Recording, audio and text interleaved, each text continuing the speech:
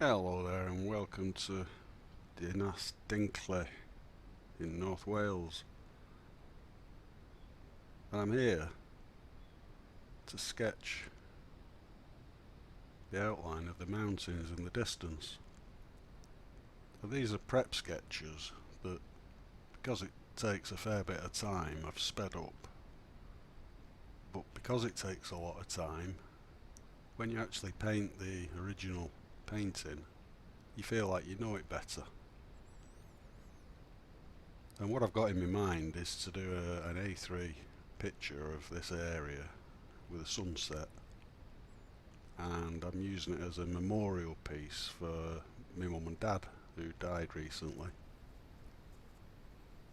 And here we are in the studio.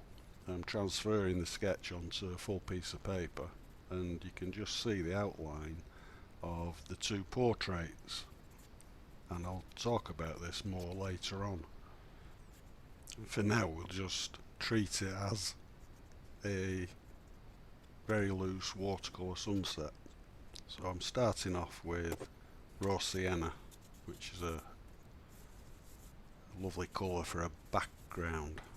It reacts with all the other colours I'm going to use. We're only going to use 5 colours. So I'm totally wetting the paper and mixing a nice light wash of raw sienna. As you can see, working my way up and down the page to get it as smooth as possible. Then I'm going to add some lemon yellow into that and some alizarin crimson, and keeping the page moving all the time so I get a nice even wash. So mixing with this is my hake brush or hake brush.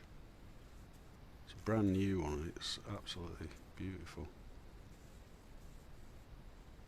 You see, mixing the colours together and roughly following the shape of the mountains. I'm not fussing about the images that I've done just yet. I'm just trying to ignore that for now. I've always got a piece of tissue in my hand, clean tissue if possible.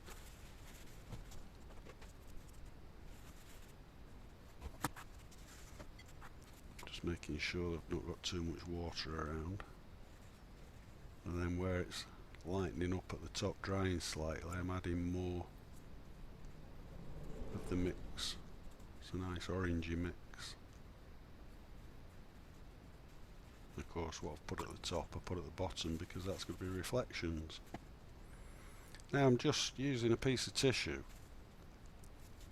just to roughly go around the portrait outlines. Then I'm also trying to kind of make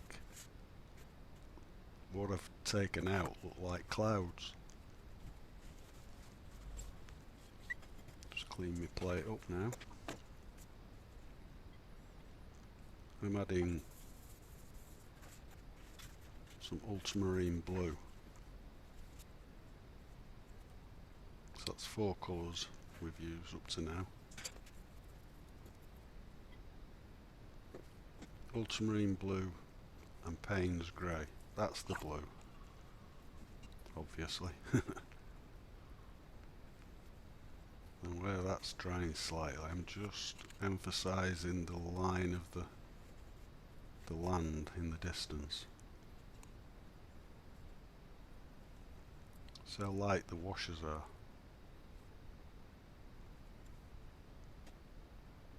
Again, just seeing parts that I want to just alter to try and make them look like clouds as well as features.